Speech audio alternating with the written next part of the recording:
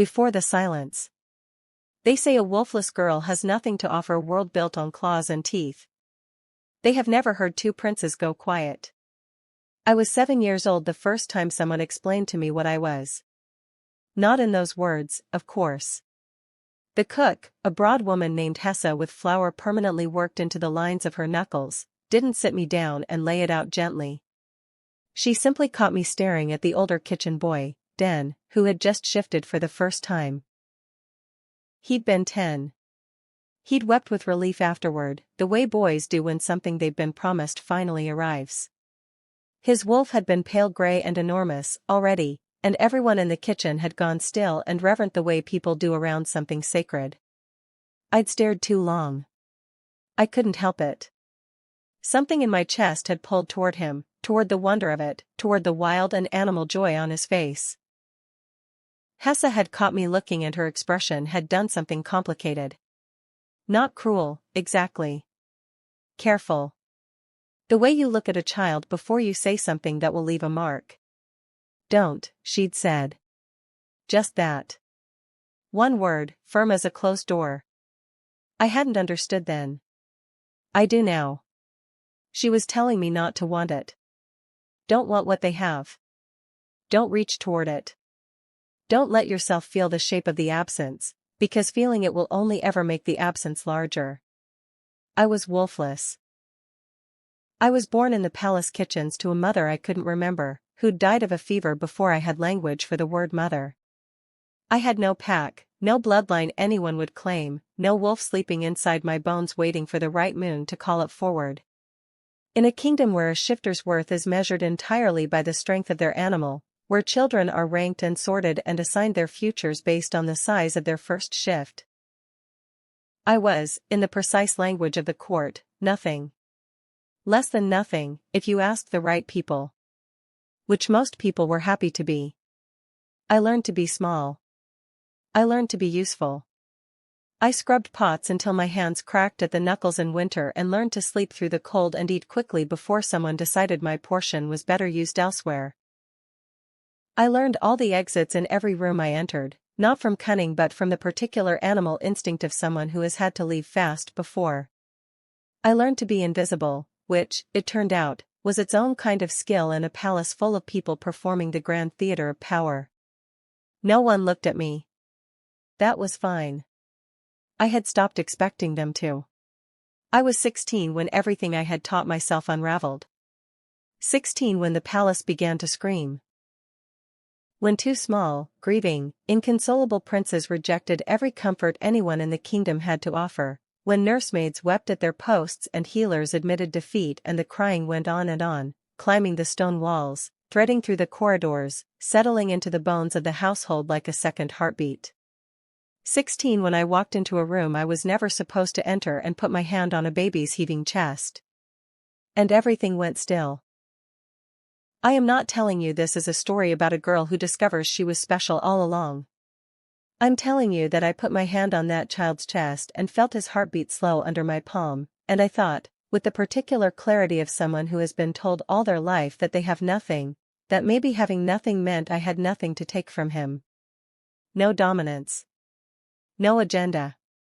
No territorial scent marking him as someone else's.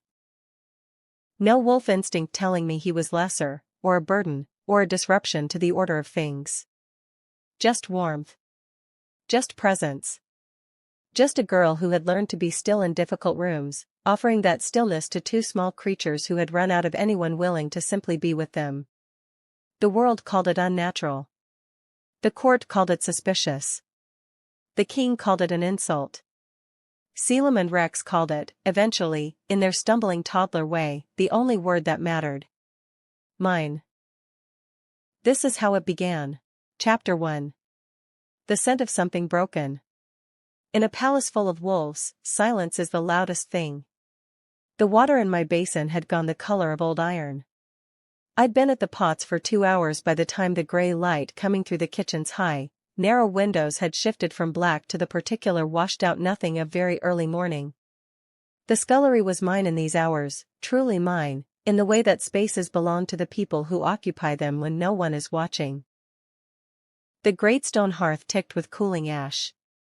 The copper pots I'd already finished hung on their hooks in a row, gleaming dully. The one in my hands was resisting. I didn't mind. Resistant things I understood. I worked the rag in circles, feeling the resistance give way in increments, and I let my mind go blank the way I'd learned to let it go blank, not empty, exactly, but unfocused. Softened. The trick to surviving a place that did not want you was to become very good at existing in the spaces between moments. To notice the warmth of the water. The specific weight of a pot. The sound your own breathing made in a room that was otherwise quiet. The screaming, then, seemed almost a part of the building. It had been 3 weeks. After 3 weeks, you stopped hearing it as an emergency and started hearing it as weather. Almost. I set the pot down and stood still for a moment, water dripping from my elbows, listening to it the way I sometimes couldn't help listening, with the part of me that hadn't yet learned to stop. It came from the east wing, 3 floors up, muffled by stone and distance into something thin and wavering. 2 voices, or nearly 2, they overlapped constantly, a sound that was half fury and half despair, and underneath both of those things, something rawer. Something that knew exactly what it had lost and was refusing, absolutely and without negotiation, to accept it. I had heard grief before. The sound it made in very small creatures was different from the sound it made in adults. Adults learn to contain grief, to shape it into something manageable. Babies had no such skill. Babies simply were their grief, entirely, with every breath. I turned back to my pot. Still going. Cole dropped onto the stool near the window with the ease of someone who had decided long ago that all surfaces were equally his and no one had successfully argued otherwise. He was 15, a year younger than me, with a gap between his front teeth and an expression of permanent mild amusement that I had tested repeatedly and found essentially unshakable. He was also wolfless, which was the thing that had made us friends 7 years ago in the way that shared conditions tend to. Not through any conscious choice but through the simple gravitational logic of 2 people who occupied the same invisible rung. Still going, I agreed. 3rd nursemaid this week apparently. He helped himself to a heel of bread from the basket near the hearth without asking. He never asked. I'd long since stopped expecting him to. Collapsed in the corridor outside the nursery. Someone had to carry her back to her quarters. She was still crying when they got there. Crying because of the princes? Crying because she'd been in there for 4 hours and the sound does something to you, apparently. Gets inside your head. He chewed thoughtfully. They're saying the king hasn't slept properly in a week. That he sits in his study with the door open to the corridor all night. I didn't say anything to that. There was nothing to say that wasn't either treasonous or simply useless. You ever think, Cole said, in the tone he used when he was about to say something he'd been building up to for several minutes, about what it must feel like? For them, I mean. The pups. I try not to. Their mother just left. They don't understand it. They don't have words for it yet.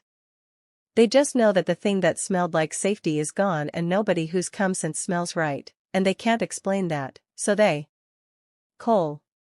I'm just saying. I know what you're saying. I set the clean pot aside harder than I needed to. The clang of it rang through the kitchen. I know. But understanding something doesn't mean I can do anything about it. And thinking too hard about things I can't do anything about is a habit I can't afford. I didn't finish the sentence. Cole looked at me with that particular expression, not pity, he knew better than that, but something adjacent to it. Recognition, maybe. The particular expression of someone who understands a coping mechanism because they've developed all the same ones. Fair, he said, and ate his bread. Dame Holt arrived at the kitchen door like a storm front. I'd seen her before in the way you saw all the senior staff, as background, as architecture, as part of the palace's mechanism. She was a tall woman, angular in the way of someone whose body had never had the luxury of softness, with iron-gray hair pinned under her cap and the expression of someone who had been solving problems for so long that she'd forgotten there was any other way to exist. She was the head nursemaid, had been for 20 years, I'd heard, had served through 2 kings and 7 royal births and more crises than the palace records officially acknowledged.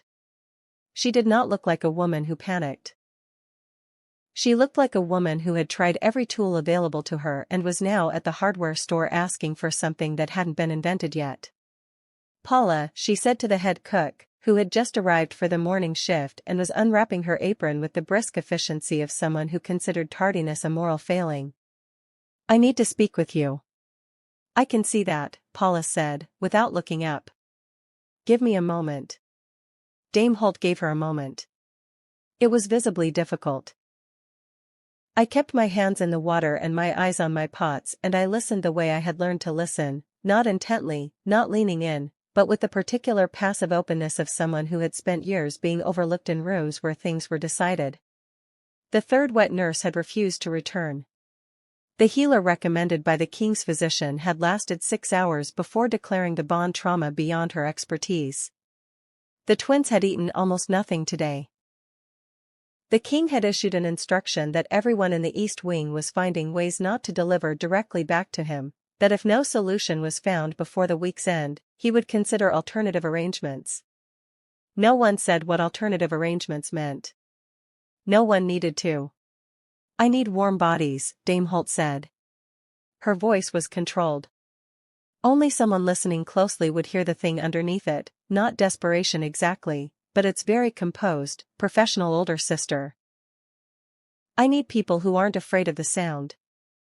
Who can keep themselves steady in a room where 2 children are screaming with everything they have. I need..." She stopped. I don't know what made me speak. I've thought about it since, have turned the moment over in my mind the way you turn over a stone to see what's underneath, and I haven't found a satisfying answer. Maybe it was Cole's words still sitting in my chest about what it must feel like, about not having words for what you'd lost. Maybe it was the 3 weeks of listening to grief coming through the walls and the part of me that had learned to make itself useful because useful was the only kind of safe I'd ever found.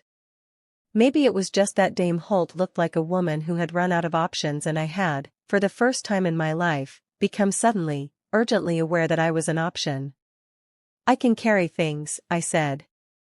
The room went very quiet. Even Cole, mid-chew, stopped. Dame Holt turned and looked at me. I became immediately aware of what I was, 16, soaked to the elbows, wearing an apron that had been gray to begin with and had deepened over the course of the morning to something closer to charcoal. No wolf. No rank. No business speaking in this particular silence. "You're the scullery girl," Dame Holt said. Not unkindly. "Just exactly." "Yes." I kept my voice steady. "But I can carry supplies. Run errands. Fetch water, cloths, whatever you need. I can stay in the background. I won't be in the way." Paula was watching me with an expression I couldn't read. Dame Holt studied me for a long moment. I had the feeling of being assessed in the way that only people who have spent decades deciding which tools were worth using could assess, efficiently, without sentiment, with the particular clear eye of someone who had made too many bad decisions by letting sentiment in. "You don't have a wolf," she said. "No. Shifter pups respond to wolf presence. Scent, instinct. The whole mechanism of a wolf nursemaid works because..." "I know how it works," I said, carefully. "I'm not suggesting I'd replace a nursemaid. I'm suggesting I could be useful at the edges. Freeing up someone more qualified to do what I can't." Another long moment. From 3 floors above, barely audible through the stone, the crying went on. "Fine," Dame Holt said. "You'll stay back. You'll do nothing I don't explicitly ask you to do. If I tell you to leave the room, you leave immediately. Understood?" "Understood. Don't touch anything." "I won't." She was already turning back toward the door. "Then come." I looked at Cole as I untied my apron. He was looking back at me with an expression that was half delight and half something more careful, the look of someone who recognized the moment a thing was about to change but couldn't yet tell in which direction. Neither could I. The East Wing was a different country. I had been in the public rooms of the palace. The great entrance hall, the lower corridors, the servants' passages that threaded through the building's bones like veins. But I had never been here, in the family wing, where the floors were pale marble instead of worn stone and the ceilings were twice the height they needed to be and the walls held tapestries thick enough to muffle the world outside. Everything here was expensive in the way that meant it had been chosen by someone who thought about beauty. Everything in the kitchens was expensive in the way that meant it had been chosen by someone who thought about endurance. I noticed these things because noticing things was how I moved through a world that hadn't designed itself with me in mind. If you paid attention closely enough, a space told you where you were allowed to stand. The sound got louder with every step. By the time we reached the corridor outside the nursery, it was no longer weather. It was physical. A pressure in the chest, a thing that found the soft places in you and pressed. I watched the two nursemaids who passed us going the other direction and saw it in their faces, the specific hollow quality of people who had been sitting inside that sound for hours. Their eyes were still functional. They were still walking and thinking and responding to the world. But something had been spent that they wouldn't get back easily. Dame Holt opened the nursery door. The room was beautiful. That was the first thing, and the most incongruous, all soft dark wood and silk hangings in deep blue and gold, a fireplace with a carved mantel, shelves lined with toys no one had touched. Thick rugs. Two cradles positioned at the center of the room like altars. In those cradles, two small bodies were doing their level best to come apart at the seams. I had known it was bad. I had not, I realized now, fully understood bad until this moment. The twins were past distress. They were past tantrum, past frustration, past the ordinary register of infant unhappiness. This was something older and less manageable than any of that. This was the sound of creatures who knew, somewhere beneath language, that the world had broken in a specific and unrepairable way, and who were doing the only thing available to them, announcing it. Without stop. Without pause. Without any expectation that announcing it would fix it. Two nursemaids already in the room looked up when we entered with expressions that said everything about how long they had been there. Dame Holt went to the nearest cradle without hesitation.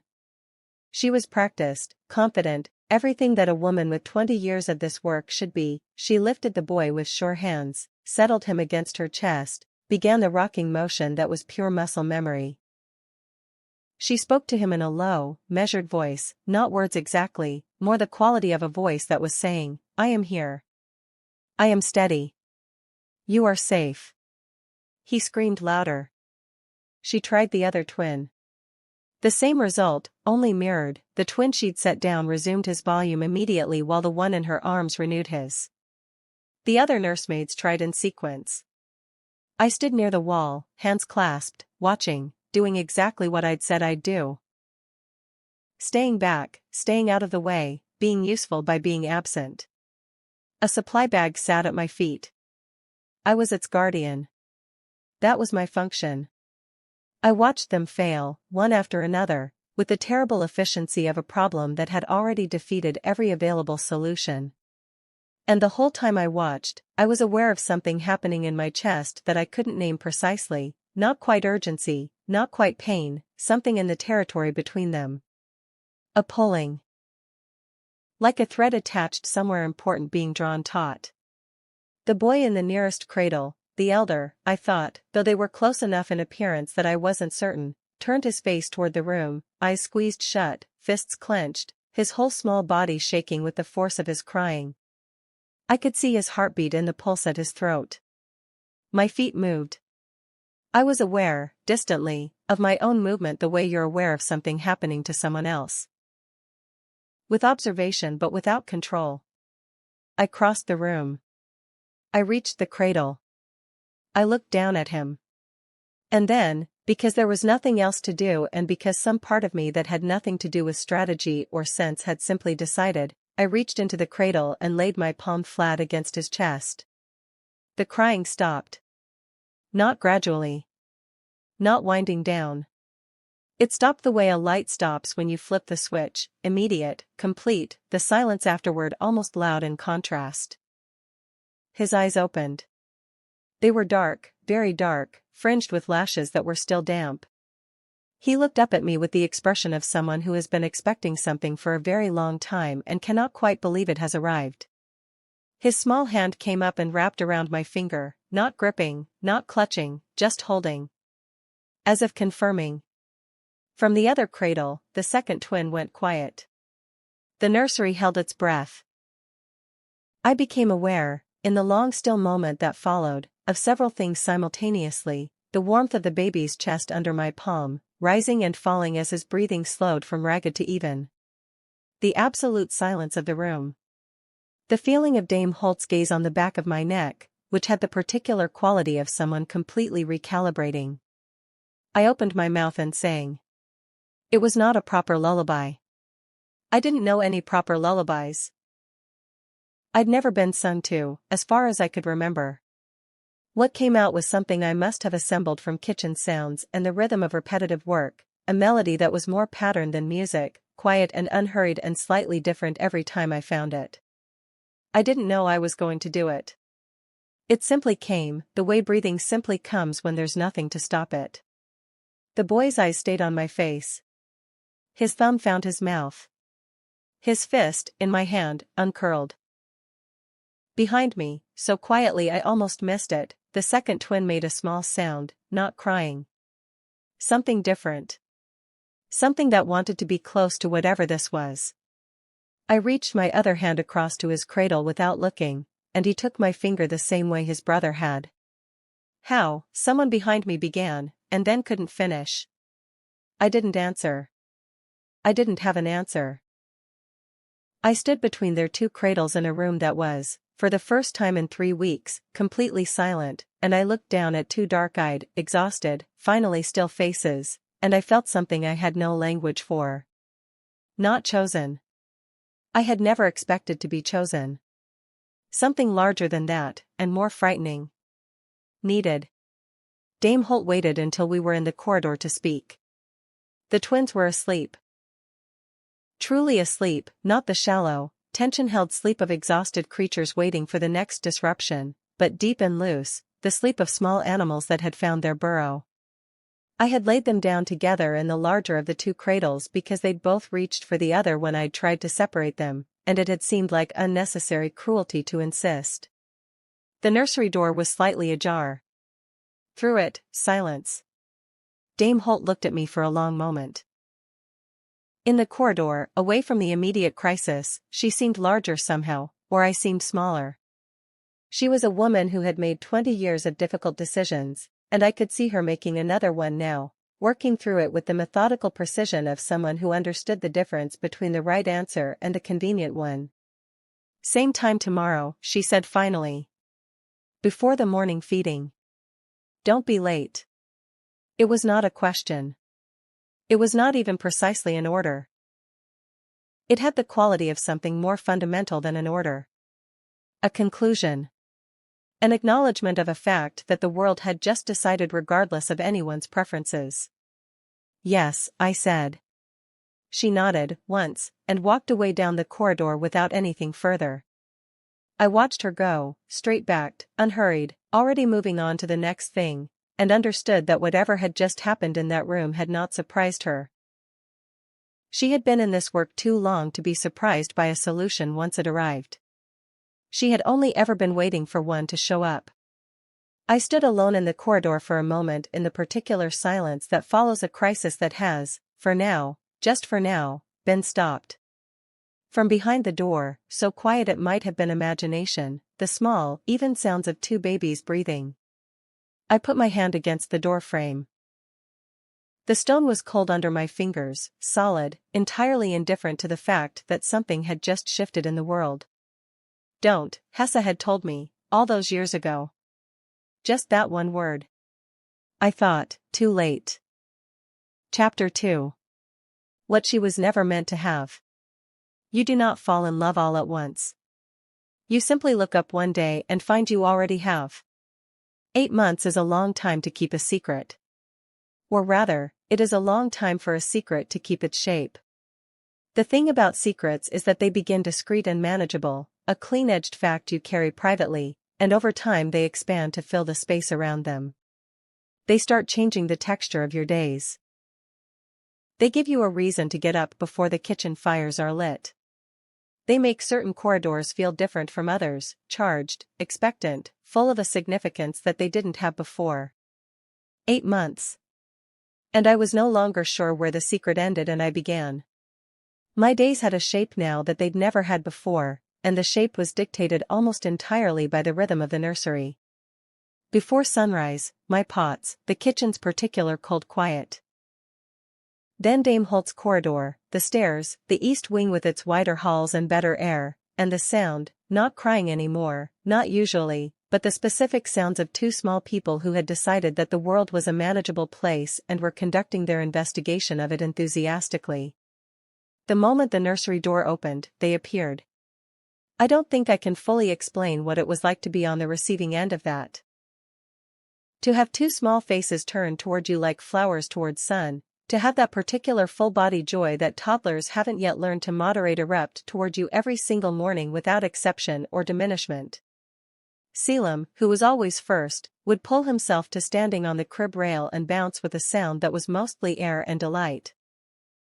Rex, a beat behind, more considered even in his enthusiasm, would stand and hold out both hands like he was asking a question he already knew the answer to. Every morning for 8 months. Don't, Hessa had said. You'll only make the absence larger. I had made the presence enormous instead. I didn't know how to be sorry for that.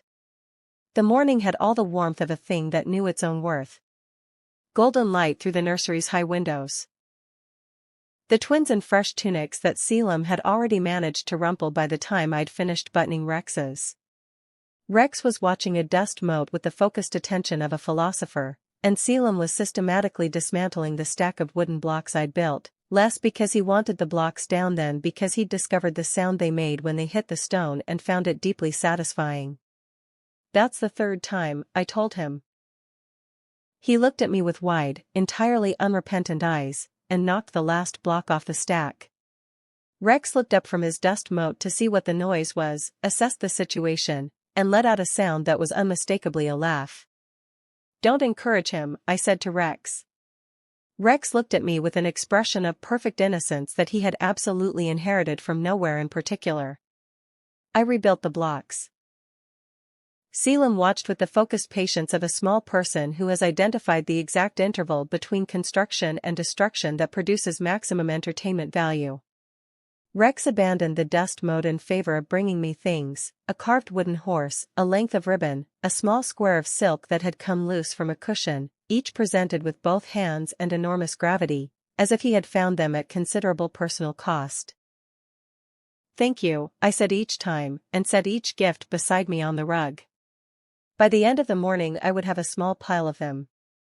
Rex considered this appropriate tribute. Dame Holt arrived mid-morning with fresh linens and the expression of someone calculating multiple variables simultaneously. She'd had that expression a lot lately. She moved through the room with efficient quiet, folding and stacking and reordering the small domesticities of the nursery, and I was aware of her noticing things without commenting on them, the way Caelum had climbed into my lap while I was trying to get the blocks rebuilt. The way Rex had fallen asleep against my arm with a piece of ribbon still in his fist. I was aware of myself being watched and I chose not to react to it. If I started being careful now, I would have to be careful all the time, and I had long since passed the point where careful was available to me. When the twins were down for their midday sleep, Dame Holt waited for me in the corridor. "Walk with me," she said.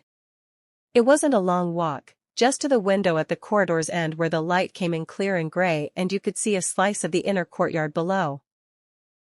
She stood with her hands folded, watching the courtyard, and I stood beside her and waited.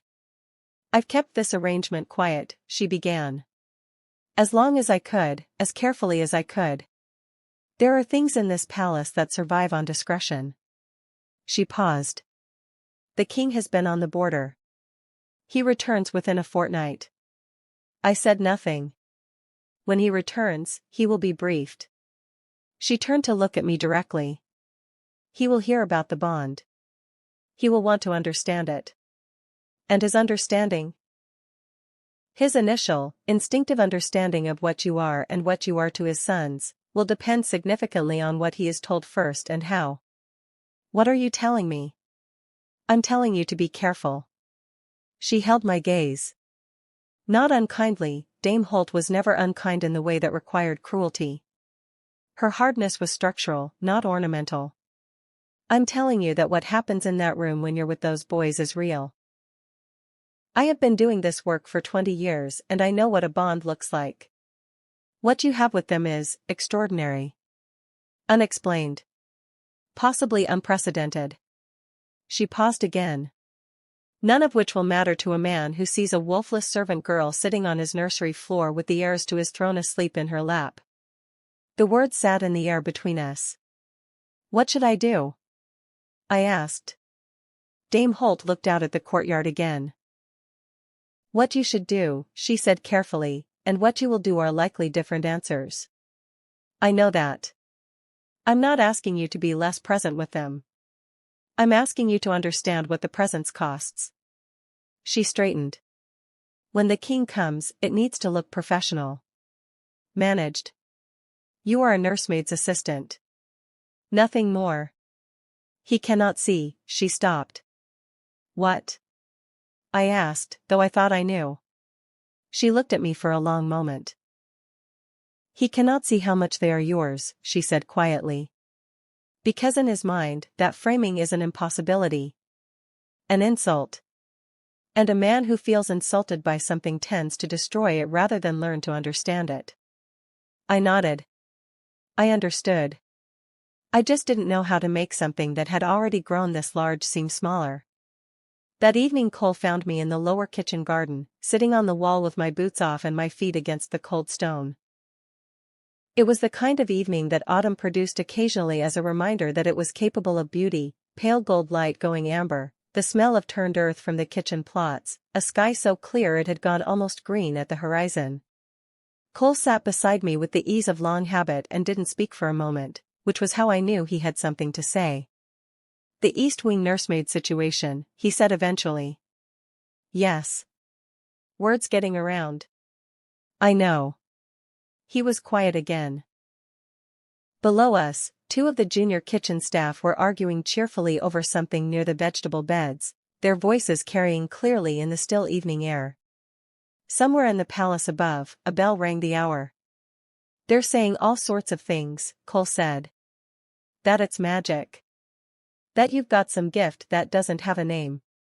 That the wolfless girl tamed the royal pups because, he stopped. Because what? Because they're broken, too. He said it gently, but he said it. That's what some of them are saying. That broken things find each other. I thought about that.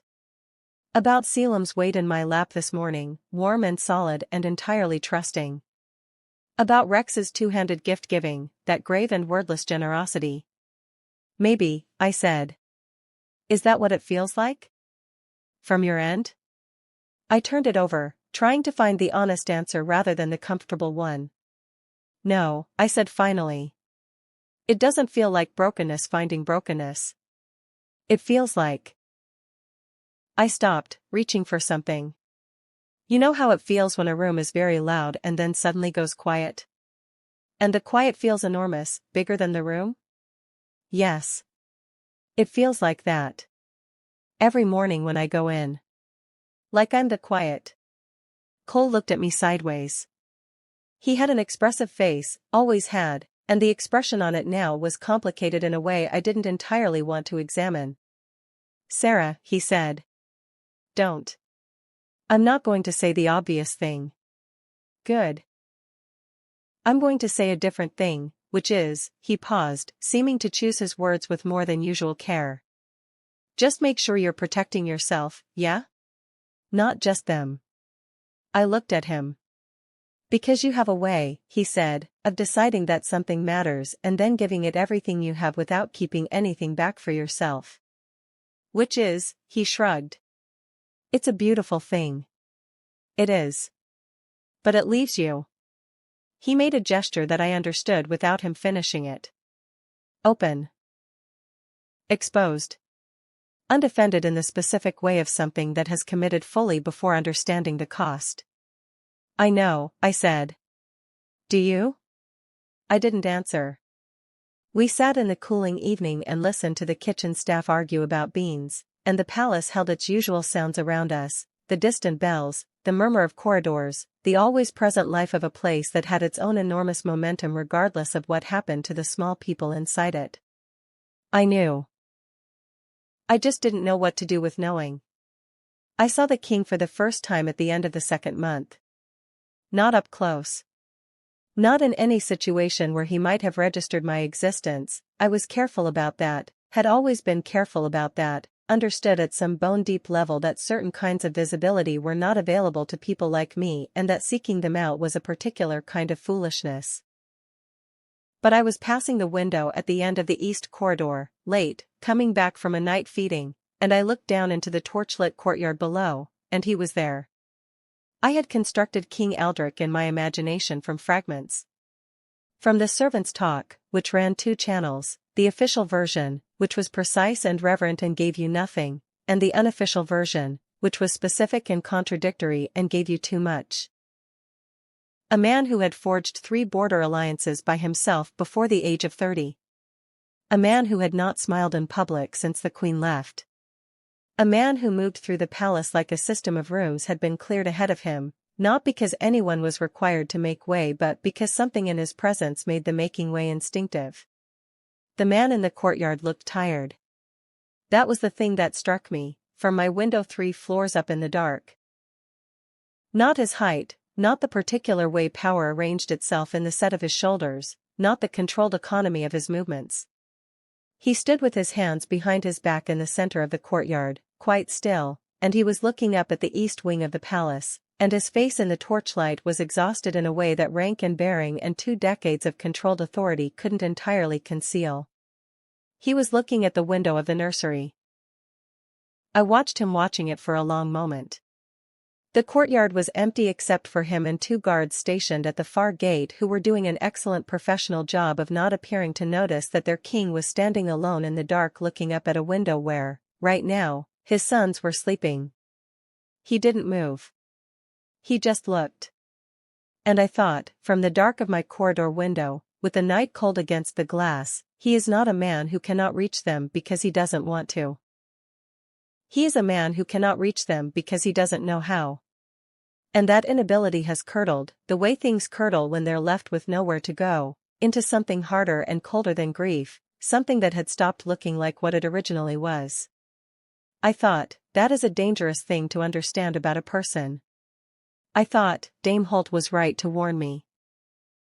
He turned and walked away from the courtyard with the even, unhurried step of a man who had taught himself long ago never to be seen to retreat. I watched him go. I should have felt nothing. Or dread, perhaps, dread being the appropriate and sensible response to proximity to someone with the power to unmake everything I had been quietly building. Instead I felt something considerably more inconvenient. I felt sorry for him. The morning of the 8th month, Caelum said my name. Or something close enough to it that it counted, a 2-syllable approximation that bore the correct shape, produced with great concentration and a very serious expression, while he stood holding the crib rail and looking at me with the focused intensity of someone completing a task they had been rehearsing privately. SSS, he said. Then, SSSRR. He looked at me expectantly. I stared at him. My chest had done something complicated that I was choosing not to examine too closely. That's right, I said. My voice came out steadier than I felt. That's me. He beamed. It was a total, unconditional, full-face beam of the kind that small children produce when they have accomplished something they are aware is significant. He looked immediately at Rex to share the achievement, which was characteristic. Caelum always looked for Rex when something important happened, As if information only became real once it had been confirmed between them. Rex was already watching. He had, I'd noticed, a way of appearing to be focused elsewhere while actually tracking everything happening in his immediate environment. He looked at his brother. He looked at me. Then, with the deliberateness of someone making a considered choice, he said, Not my name. Something else, produced with that same careful concentration. A different sound. Something that might, if you were generous, have been reaching towards something like the word ours. I sat on the floor between them because my legs had become unreliable. Caelum immediately climbed out of the crib. He had worked out the mechanism of the rail 2 weeks ago and I had stopped being surprised by this, and settled in my lap with the comfortable certainty of someone returning to their habitual seat. Rex, more thoughtful about these things, followed a beat later and leaned into my side with his weight, warm and solid, and put his thumb in his mouth. I sat between them in the morning light and held them and let myself, just for a moment, stop managing what I was feeling. This was the thing I'd been trying not to think directly. Not the bond, which had happened without my permission and which I'd accepted because there was nothing else to do with it. Not the being needed, which I'd worked to keep professional, practical, contained. This. That I loved them. That I had, at some point in the past 8 months, come to love these two ridiculous, demanding, exhausting, complete and perfect small people with a ferocity that I wouldn't have known I was capable of if you'd asked me a year ago. That they were mine. That I was theirs. That the world, when it found out, would have a great deal to say about all of this. Caelum made a small sound of contentment against my collarbone, like water settling. Rex's breathing went slow and even. Outside the nursery window, somewhere in the east wing's upper corridors, a door opened and closed. Measured footsteps. A voice, low and controlled, giving an instruction to someone. The king had returned. I held the boys tighter, just slightly, and kept very still. Don't, Hessa had said. I thought, I know. I know it's too late. I know what's coming. But his head was on my shoulder, and his brother's hand was in mine, and the morning light was warm and gold through the window, and I thought. Let me have this. Just a little longer. Let me have this. Chapter 3. The wrong person in the room. The cruelest thing a man can do is see you clearly and still choose not to. I learned, very young, that the best way to survive a dangerous room was to become part of its furniture. Not invisible. Invisibility was a myth, something you told yourself to feel safer than you were. But furniture. Something present, acknowledged at the level of the walls and the rugs and the curtain rods. Necessary to the functioning of the space, too ordinary to examine closely. I had walked through dozens of rooms in this palace in exactly that way. I had carried platters and supply bags and armloads of clean linen through rooms where decisions were being made, and no one had ever looked at me directly, and that had always been exactly what I needed. The morning the king came to the nursery, I forgot everything I knew about how to be furniture. It had started so well. The twins had been unsettled since before I arrived. I could hear it before I opened the door, not the full-throated grief of those early weeks but something lower and more restless, the sound of creatures who had felt a change in the palace's atmosphere and didn't have words for what the change meant. Aldrich had been back 3 days. I hadn't seen him again since that night in the courtyard, but his presence moved through the household the way a weather system moves through an enclosed valley. You felt it in the air pressure before you ever saw the clouds. Dame Holt had caught me on the stairs that morning. Her voice was low and very controlled. Today needs to look correct, she said. You are a nursemaid's assistant. You fetch things. You hold things. You stay to the edges of the room. I understand. Do not sit on the floor. I understand. Do not sing. She held my gaze until I nodded. Then she walked ahead of me up the stairs and I followed, and the whole way up I was composing myself into the version of myself that was correct and professional and appropriately background, and I thought, I can do this. 8 months of practice. I know how to be small. I knew how to be small until the door opened and Caelum saw me. His face did the thing it always did, that total, full-body ignition of joy. And he threw himself at the crib rail with both arms out and made the sound that was almost my name. Rex was already standing, already holding out his hands, wearing the expression of someone who had been waiting with great patience and was prepared to be gracious about the delay. I meant to stay back. I meant to be furniture. I meant to do everything Dame Holt had asked. But Rex's lower lip had begun to tremble. The very specific tremble of a child who has been unsettled all morning and is now on the edge of something larger, and Caelum was making the escalating sounds of a person whose request is going unacknowledged, and I sat on the floor. I told myself it was pragmatic. Caelum was already working out how to climb the crib rail, and if he fell I would never forgive myself. I told myself I'd stay there for 5 minutes, get them settled, and then stand up and be appropriate for the rest of the morning. Then Rex put his cheek against my shoulder through the bars, and Caelum got a fist in my hair and buried his face in my neck, and I began to sing. I don't know how long I sat there.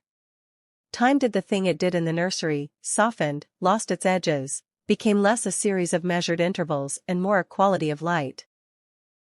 The twins went from unsettled to drowsy to the particular stillness that preceded sleep. I was still humming, very quietly, when I became aware of a change in the room that had nothing to do with the twins. A stillness. A different kind. The kind that a room produces when someone is standing in it who has the authority to stop everything. I looked up. King Aldrich was standing in the open doorway. I had seen him from a third-floor window in a torchlit courtyard and constructed him from a distance. Up close, across the width of a nursery, he was something else entirely.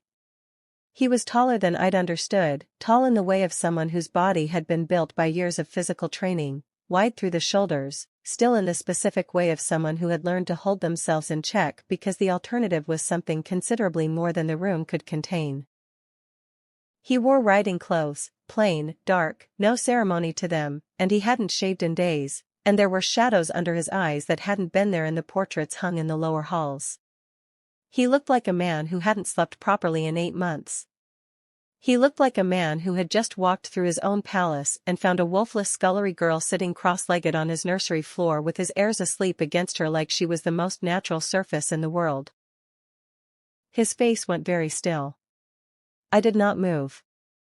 I couldn't move. Caelum's fist was in my hair and Rex was a solid warm weight against my side, and any sudden motion would wake them, and waking them felt like the worst of the available outcomes even now, even with the king's eyes on me, doing what they were doing.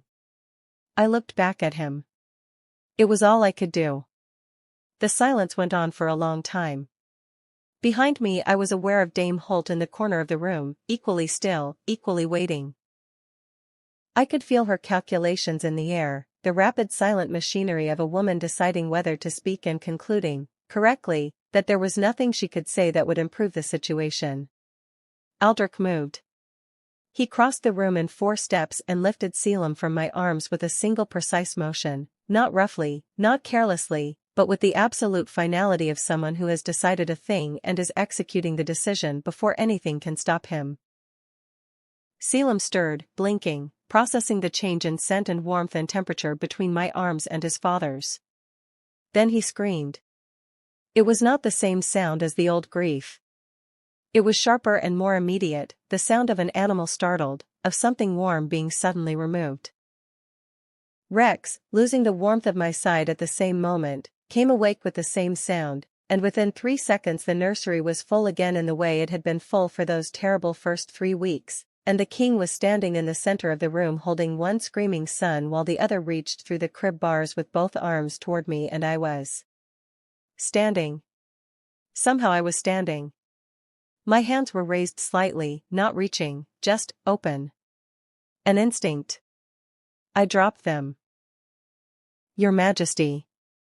Dame Holt's voice was measured and careful and impossible in its composure.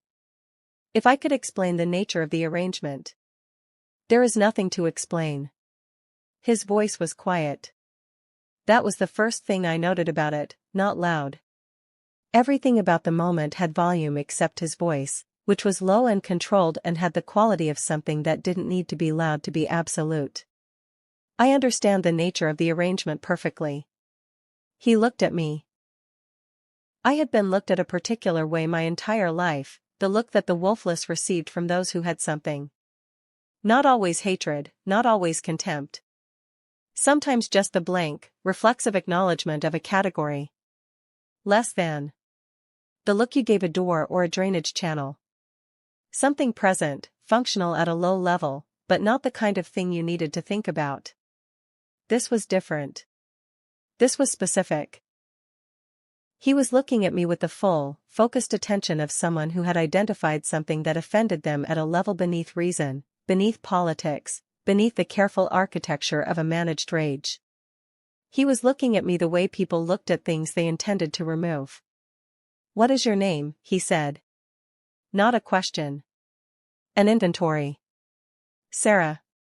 My voice came out even. I was distantly proud of that. "I'm a scullery assistant, Your Majesty. I've been helping in the nursery since." "I know what you are." The twins were still crying. Caelum had curled toward his father's chest but kept his face turned toward me, one arm extended. Rex had gotten himself to standing in the crib and was shaking the rail with both hands, his face streaming. Aldrich looked at them. His jaw was set hard, something working behind his eyes that I couldn't read. "You will remove yourself from this wing of the palace," he said. Still that same quiet. "You will not return. If I find you in this corridor again, I will have you dismissed from this household entirely." A pause, brief and deliberate. "Am I understood?" I opened my mouth. "Sera." Dame Holt's voice, very soft, held the word like a hand on an arm. "A warning. Not now. Not this." I closed my mouth. "Yes, Your Majesty," I said. I turned and walked out of the nursery. I kept my steps even. I kept my hands still at my sides. I moved through the doorway and into the corridor, and I did not look back, because looking back would have undone the only thing I had left in that room, which was my own composure, and I was not going to give him that as well. The door closed behind me. Through it, muffled but unmistakable, the crying went on. I stood in the corridor with my back against the wall and my eyes on the ceiling, and I breathed, carefully, the way you breathe when you are containing something that does not want to be contained. Dame Holt found me there 10 minutes later. She came out of the nursery with the careful movements of someone exiting a situation that had not fully resolved. She stood beside me in the corridor and looked at the opposite wall, and for a long moment neither of us said anything. Through the door. Still crying. Both of them. Unrelenting. "He knows it's not working," I said. My voice was flat. Held down. "Yes," Dame Holt said. "He can hear them right now." "Yes. And he's still." "Sera." She said it the same way she'd said it inside, not unkindly, but firmly. The voice of someone choosing what battles could be won. A man like Aldrich does not reverse a decision the moment he's made it. Not in front of witnesses. Not when the decision has to do with his authority over his own household. She paused. He has to come to it on his own terms, in his own time, by his own logic. His sons are in there crying. I know. They were asleep. They were fine. I stopped. Pressed the back of my hand against my mouth for a moment. How long? I don't know. Days? Weeks? I looked at her. He's going to make them go through that again for what? Because I don't have a wolf? Because it looks wrong to him? Because, Dame Holt said carefully, a king who lets a wolfless servant girl sit on his nursery floor with his heirs in her lap has had his authority questioned in a way that he has no framework for. He is not thinking about the twins right now. He is thinking about what it means. What it says about him. What the court will.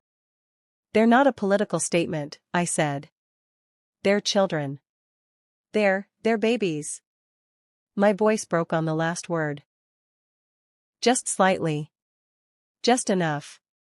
Dame Holt was quiet for a moment. I know, she said. And then, more quietly, I know. We stood in the corridor and listened to the crying, and there was nothing to do but stand there, and that was the worst part, not the anger, which was clean and hot and at least felt like something. The worst part was the helplessness. The absolute, geometric helplessness of understanding exactly what was needed and being precisely the person who was not permitted to provide it. I had been useful. That was the thing I'd built everything on.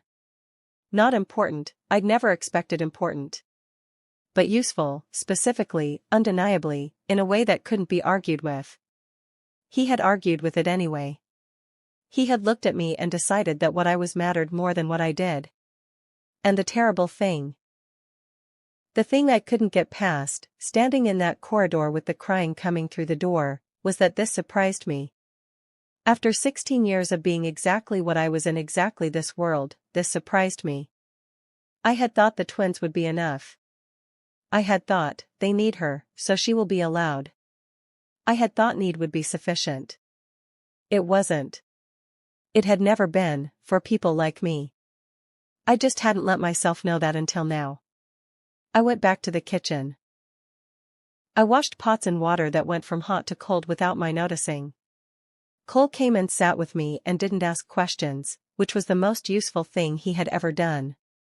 Paula brought me bread at some point and set it beside the basin without comment. The afternoon ground forward with the stubborn indifference of time, which does not adjust its pace for grief. The crying, even here, even 3 floors down, did not stop.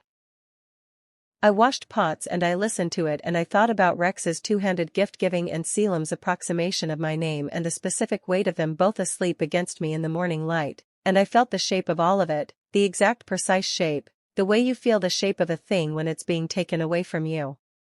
Don't, Hessa had said. Don't want it. Don't reach for it. Don't let yourself feel the shape of the absence. I understood her now in a way I hadn't when I was 7. She hadn't been cruel. She had been trying to protect me from exactly this, from the specific particular agony of having something real and being told it didn't count. I understood her. I still wasn't going to listen. I set down the pot I was washing. Dried my hands on my apron. Looked at Cole, who was watching me with the expression of someone who has already decided that whatever I was about to do was either very right or very wrong and wasn't sure which. I'm not going to stop, I said. I don't know how it happens yet. I don't know when. But I'm not finished. Cole looked at me for a long moment. Then he nodded, once, the way you nod at something that was already true before it was said out loud. I know, he said. I've known that since you came back down those stairs. Above us, faint and persistent and entirely, completely unresolved, the crying continued. Chapter 4. What wolves know that kings don't. You cannot decree a bond out of existence. You can only watch it find another way. 3 days passed. They were the longest 3 days I had experienced since the early weeks of my life in the palace when I was small enough that the cold and the hunger were still unfamiliar rather than simply the texture of things. That first period had been long because I hadn't yet learned the particular discipline of getting through time. The trick of breaking it into pieces small enough to manage, of finding the functional within the unbearable. I knew that trick now. I used it. I got through the 3 days in increments, this pot, this meal, this hour, this morning, this shift. The crying came through the walls the whole time. It wasn't the same as before. That was the thing that made it worse. In those first 3 weeks, before me, the twins had cried with the totality of creatures who had never known anything different. All of it directed outward, at the world, at the absence. This was different. This had a quality of searching in it. Of expectation. They had known warmth and they had known safety and they had known a specific smell and a specific voice and all of that had been abruptly removed, and they were small enough that they couldn't yet hold on to memory as a comfort. They only knew the present moment, and in the present moment the thing they needed was gone. I lay on my narrow mat on the third night and stared at the ceiling and listened to it, and I thought, they don't understand. They don't have the language. They know something wrong has happened and they can't ask why, and they can't be reassured it will pass because the reassurance itself would need to come from the person who is missing. I thought, I should have been more careful. I should have done what Dame Holt said from the beginning. Stayed at the edges, stayed professional, kept my hands out of it. I thought, if I had, they'd have had 8 months of absence instead of 8 months of presence. And I can't make myself believe that would have been better. I thought, that isn't going to help them right now. I turned onto my side and closed my eyes and tried to sleep. Something woke me at some unmarked hour of the night. Not a sound, exactly, or rather a sound, but not a large one. Something small and close, at the level of the floor. A soft, repetitive noise with something plaintive in it, something that bypassed the thinking part of my mind entirely and went straight to whatever part of me had learned to respond to those two voices above all others. I was sitting up before I was fully awake. The sound was coming from under my door. I crossed the small room in 2 steps and opened the door. For a moment I simply stared, because what I was looking at didn't make sense in the way that extraordinary things often don't make sense on first encounter. The mind goes through its catalogue, finds nothing that matches, and stalls. 2 wolf pups. They were tiny, no larger than the kitchen cats, smaller perhaps, with the particular round-bodied, large-pawed, oversized-eared quality of wolf pups that had arrived before their bodies had caught up to the ambitions of their bones. Their fur was dark, one almost black and one the deep brown-gray of winter bark. They were sitting in the corridor outside my door, side by side, looking up at me with enormous dark eyes. When they saw my face, the sound they were making transformed, the searching, plaintive whimper became something higher and more urgent and unmistakably, devastatingly glad. "Oh," I said. And then, oh no. They tumbled over each other getting through the door. The darker one. Caelum, I knew it before I'd consciously worked it out, knew it the way you know a voice you've been listening to for 8 months, launched himself at my ankles with such enthusiasm that he immediately tripped over his own front paws and went nose first into the floor. He shook himself, apparently undamaged and deeply unbothered, and tried again. Rex, more measured, even now, even in a body with 4 paws he didn't yet know how to manage. Picked his way across the floor with great deliberateness and sat down on my foot. Then looked up at me. "There. You shifted," I said, which was a deeply inadequate response to the situation. You're not supposed to be able to shift. You're not even 2 years old." I stopped. Crouched down. Put both hands out, and they were both immediately there, pressing into my palms with their small warm faces, making the sounds that were too expressive to be purely animal. "You little disasters," I whispered. "How did you even get here? How did you get out?" Caelum answered by trying to climb up my arm. His small claws had no purchase on my sleeve and he slid back down with an expression of profound indignation. Rex, more practically, had begun investigating the room. He nosed into the corner. He put his face in my boot. He found the scrap of ribbon he'd given me weeks ago. I'd kept it, had kept all of them, had a small collection under my mat that I was choosing not to examine the significance of, and picked it up in his teeth and brought it to me, tail moving with great dignity. Even now. Even like this. I sat on the floor and gathered them both in, one in each arm, and they pressed against me with the whole body relief of creatures who have been looking for something and found it, and I held them and rocked them and hummed the lullaby that was different every time, and within minutes they were asleep against my chest. Truly asleep. Immediately, deeply, finally asleep. I sat with them in the dark and thought about what this meant. About what it meant that they had shifted. Months, years before any wolf child should be capable of it. About what the body did when the mind had no other tools. About the kind of distress that overrides the ordinary schedule of development and goes looking for extraordinary measures. They shifted because it was the only way to reach me. The thought sat in my chest like a coal, warm and heavy and radiating something I couldn't name precisely. Not pride. not satisfaction. Something more frightened than either of those things, because it meant the bond was not what I'd been hoping it was. I hadn't known I'd been hoping this until right now, that it was something the twins felt but could grow out of. Something that would ease with time and exposure and the ordinary comfort of other people. Something that would become less urgent as they became less new. This was not that. This was something that had decided, at a biological level, that the usual rules didn't apply. I looked down at them, at Caelum's round puppy nose against my collarbone, at Rex's paw curled around my thumb, and I thought, I am so glad you came. I am so glad you found me. And then, tomorrow this palace is going to come apart. The palace found out at dawn. I heard the search beginning while it was still dark. Voices in the outer corridors, footsteps with purpose in them, the specific accelerating quality of an institution that has noticed something vital is missing. I sat very still in my room with the twins asleep in my lap and listened to it getting closer, and I made my calculations. I could hide.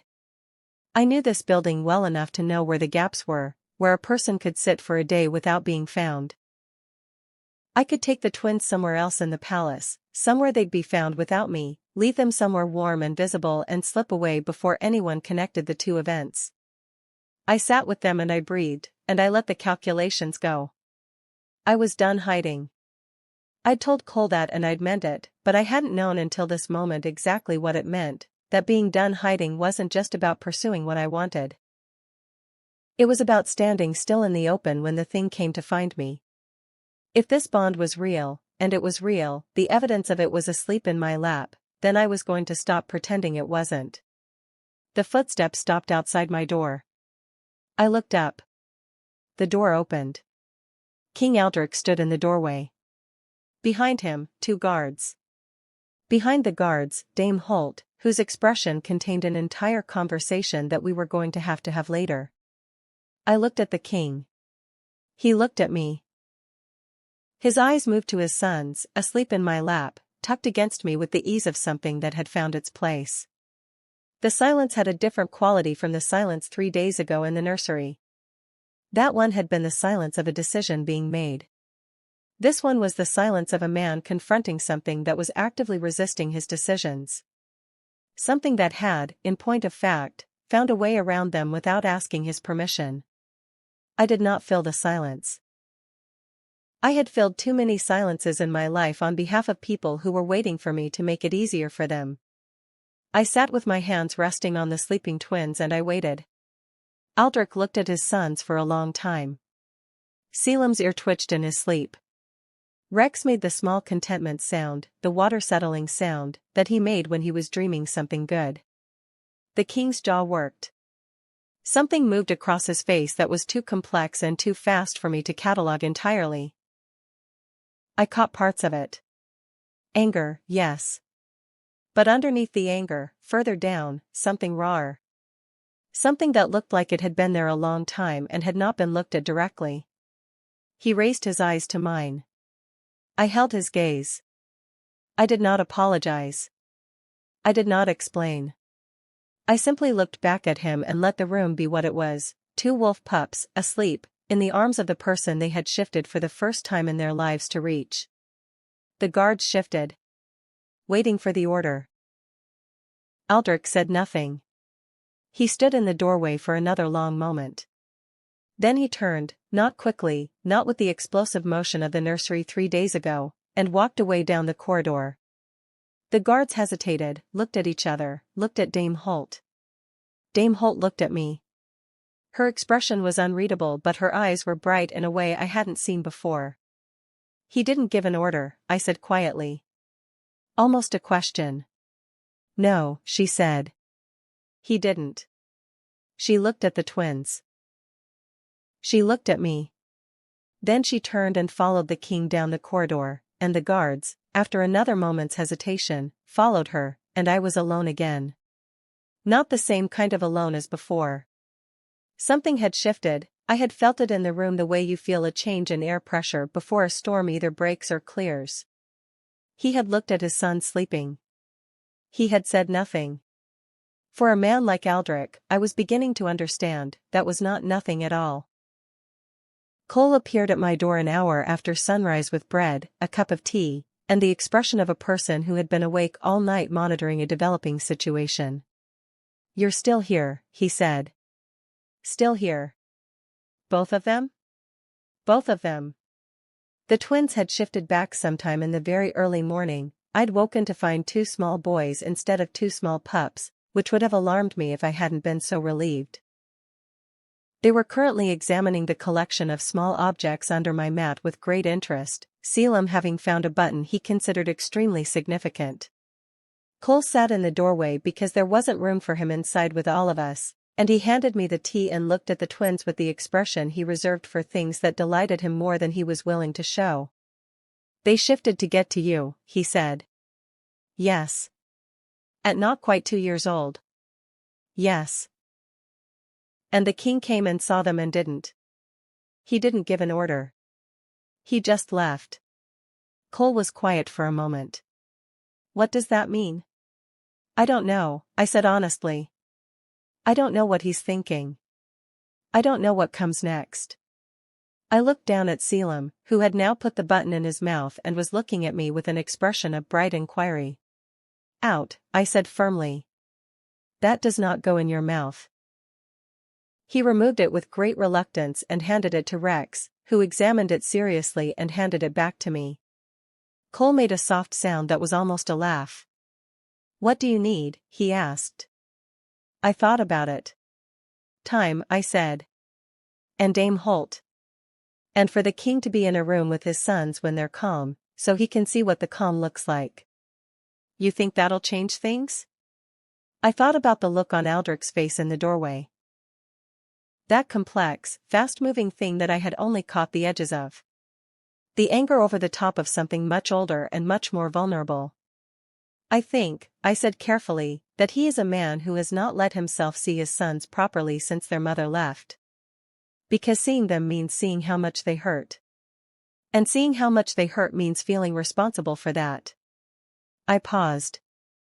"I think if he could just be with them, not performing, not managing, just with them, it might do something." Cole looked at me for a moment. "You know," he said, "for someone who spent most of her life being invisible, you see people very clearly." I didn't tell him that invisibility had been the education. That spending years as furniture made you very good at watching the people who forgot you were there. "Go tell Dame Holt I need to speak with her," I said instead. He went. Chapter 5. The girl the wolves chose. Belonging doesn't announce itself. It simply stays. 2 weeks. That was how long it took for the palace to arrive at an equilibrium that nobody had designed and nobody was entirely comfortable with, but that had the undeniable quality of things that have settled because the alternatives have been exhausted. I was back in the nursery. Not restored, not reinstated, nothing so formal or acknowledged as that. Simply present, in the way that things that have proven themselves necessary tend to become present again. Dame Holt had said to Aldrich's steward that the twins required their nursemaid's assistant and was it acceptable to resume the morning schedule, and the steward had said he would inquire, and 3 days later had said the schedule could resume, and no one had used the word apology or acknowledgement or wrong, and I had not expected them to. I was back. That was what mattered. The twins had thrived in the particular explosive way of things that have been compressed.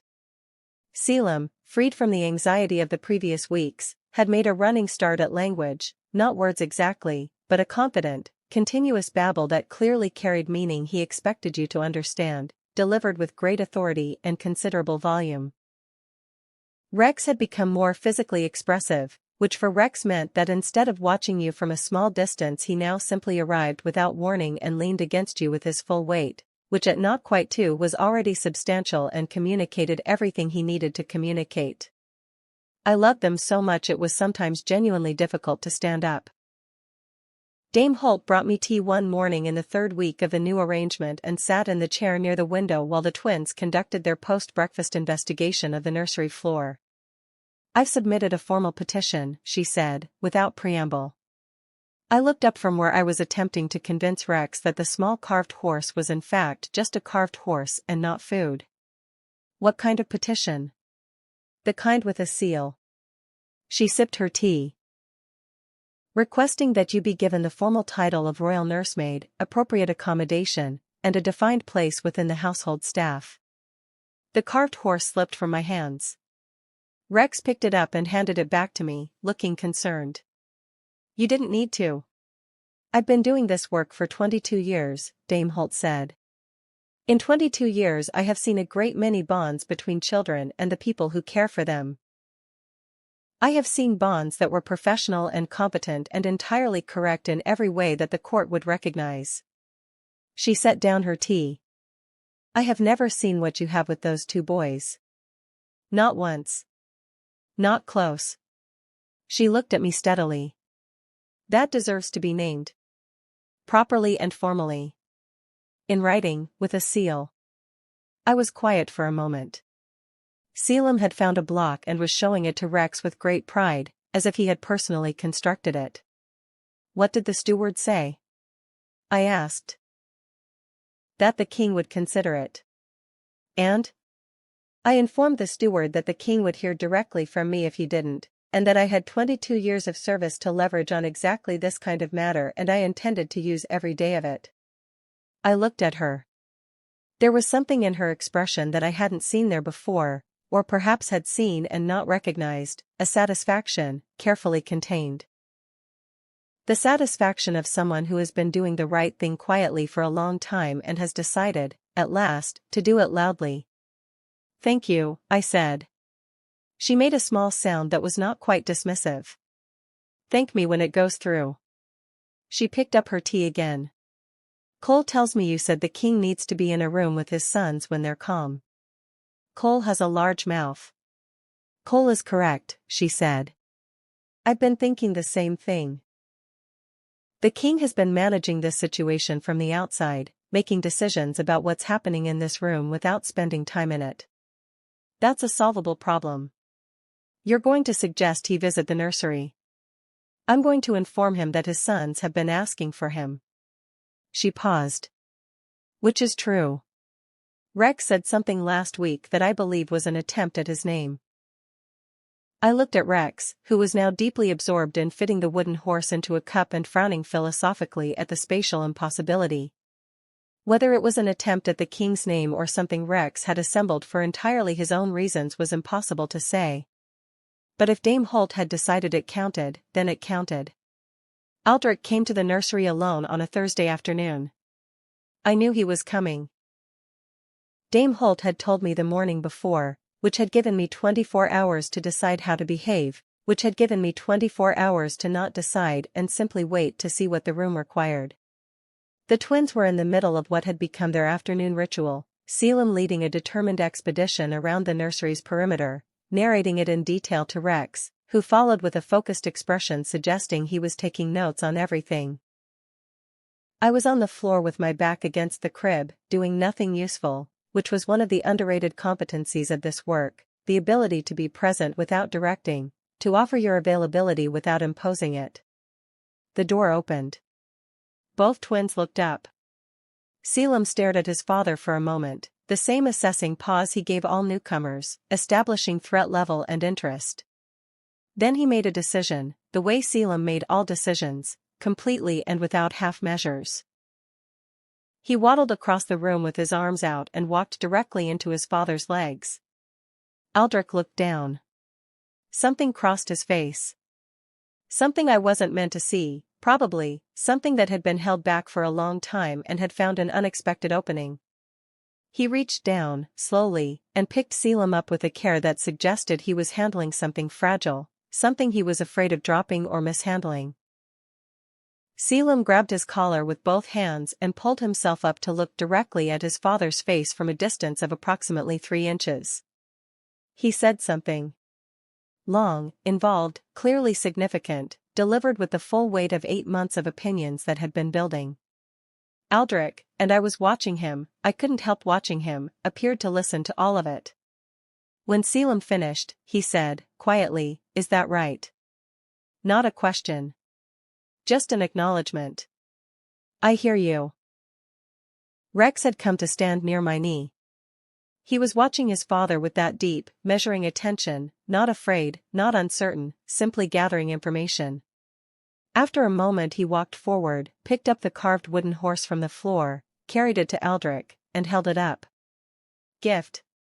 Aldrich crouched, still holding Caelum, who had now wound his fist in his father's hair, and accepted the horse from Rex with both hands, giving it the gravity of attention it clearly deserved. Rex watched this with great satisfaction. Then he looked at me. Then he looked at his father. Then back at me. With the patient expression of someone who has been meaning to introduce two people for quite some time and has finally arranged the circumstances. Aldrich's eyes followed his son's and found me, on the floor against the crib, and for a moment we simply looked at each other across the nursery with his sons between us. He stood. Caelum, unconcerned, had begun examining his ear. "Sera," he said. "Your Majesty." A pause. He was working through something. I could see the working, the same way I could always see it in people who weren't used to not having the answer immediately ready. His pride was there, and his doubt, and underneath both of them, that same exhausted rawness I'd seen in the courtyard months ago. "Why," he said, and stopped. Started again. "Dame Holt tells me they shifted to reach you." "Yes." "At not yet 2 years old." "Yes." He was quiet for a moment. "Why do they choose you?" The question sat in the room. I could hear how much it had cost him to ask it, a man who expected to understand the things that happened in his own household, asking a wolfless servant girl to explain something that defied everything his world had told him about how power and worth were supposed to work. I thought about it honestly before I answered. Not the flattering version, not the version that made me special. The true version. "I don't think they chose me because I'm extraordinary," I said. "I think they chose me because I wasn't afraid of them. Everyone else in this palace was afraid, of how much they were hurting, of not being able to fix it, of what it meant if they couldn't." I paused. "I didn't come in here to fix them. I came in here to carry supplies." And then I sat down because Rex was about to cry and Caelum was about to fall and it seemed like the least anyone could do. Aldrich looked at me. "I was afraid," he said. Very quietly. The kind of quiet that costs something. Of how much they were hurting. "I know," I said. I could see that. Something moved through his expression.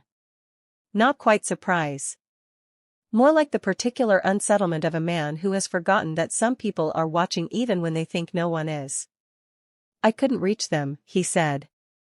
And then stopped, as if he hadn't meant to say that much. Caelum, from his position against Aldrich's shoulder, had now found a button on his father's collar and was conducting a thorough investigation. Rex had come back to lean against my side with his thumb in his mouth, watching his father with that ancient, measuring look. "You can," I said. "They wanted you to come." "Rex," I looked down at Rex, who blinked up at me.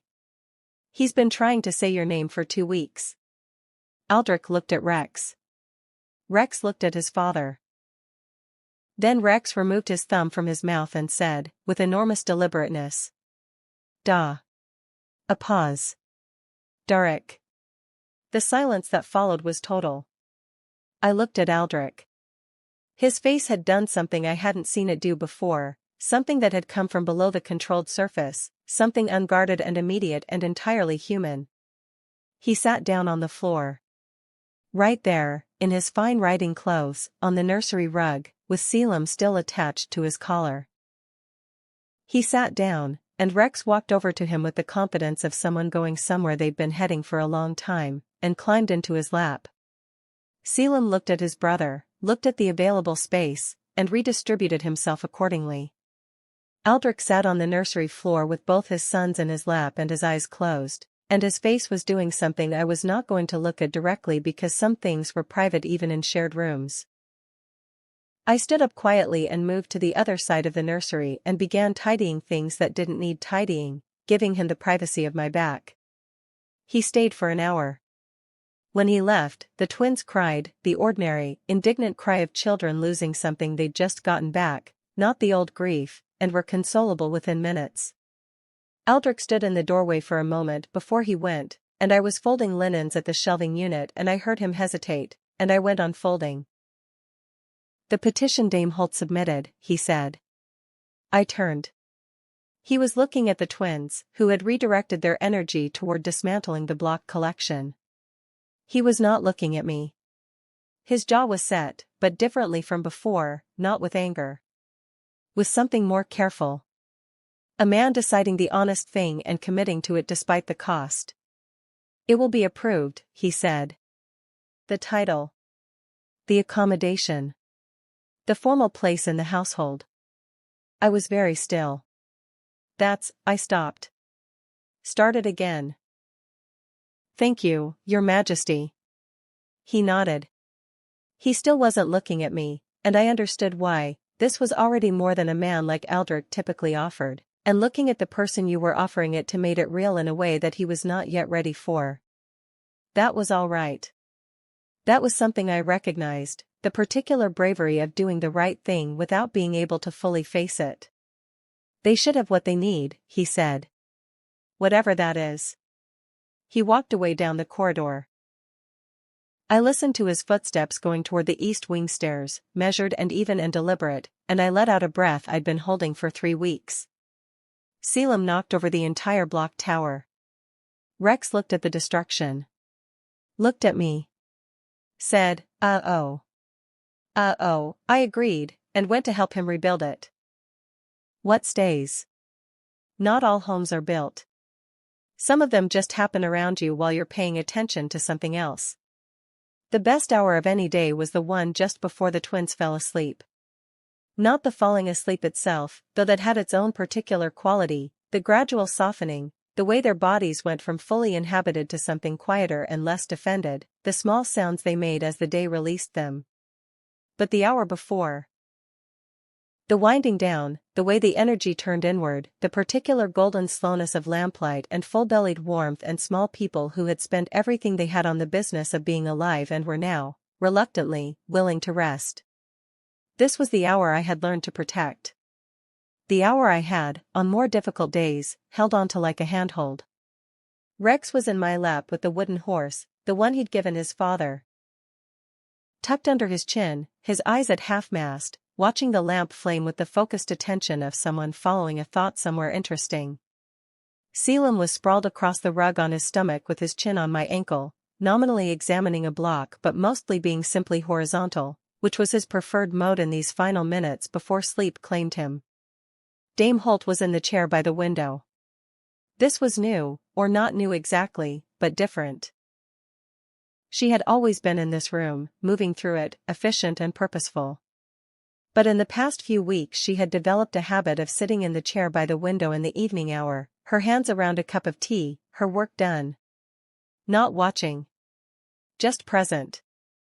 The way people were present in rooms they'd decided they belonged to. I had not remarked on it. I didn't intend to. Cole knocked at the open door and looked in, read the room, and made to retreat. "You can come in," I said quietly. He came in, stepping with exaggerated care around Caelum on the rug, and settled himself against the wall near the door with the ease of long habit. He looked at the twins. He looked at Dame Holt. He looked at me with the expression he wore when something was exactly as it should be and he wasn't going to say so because saying so would make it smaller. We sat in comfortable silence, the 4 of us, with the twins drifting between us. "My new room has a window," I said eventually. "Not to anyone. Just into the room." "I know," Cole said. I helped carry the cot. "It faces east." "Sunrise," Dame Holt said, without looking up from her tea. "Sunrise," I confirmed. It was a small thing. It was, in the catalogue of things the world contained, an extraordinarily small thing. A room with a window facing east, in a wing of the palace I had been told 3 weeks ago I was not permitted to enter. A formal title on a document with a seal. A place in the household that was mine not by sufferance or circumstance but by decision, someone's deliberate, committed decision that I was supposed to be here. For someone who had been told their whole life that the space they occupied was borrowed, it was not a small thing at all. Caelum made the sound of a person losing the argument with sleep. His eyes had been closed for several minutes but he'd been maintaining a performance of wakefulness by occasionally moving one foot. The foot had stopped moving. Rex watched his brother with satisfaction. Then he tilted his face up toward mine. "Sera," he said. Deliberate. Precise. The 2 syllables he had been working on for 2 weeks. "That's right," I said. "That's me." He nodded, with the gravity of someone confirming an important fact. Then he settled back against my chest and closed his eyes. Footsteps in the corridor. I knew them now.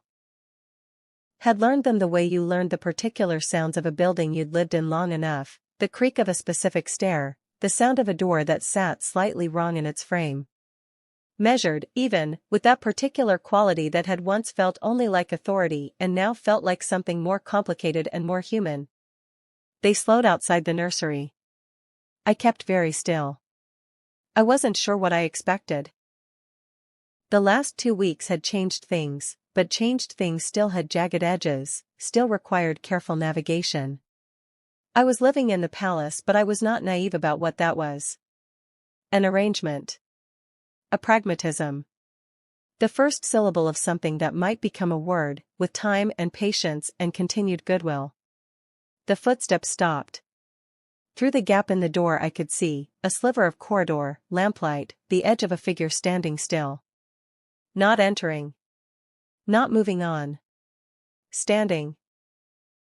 I looked at the twins, Caelum fully asleep now, Rex on the edge of it, breathing slow and steady, his fist curled loosely in my shirt.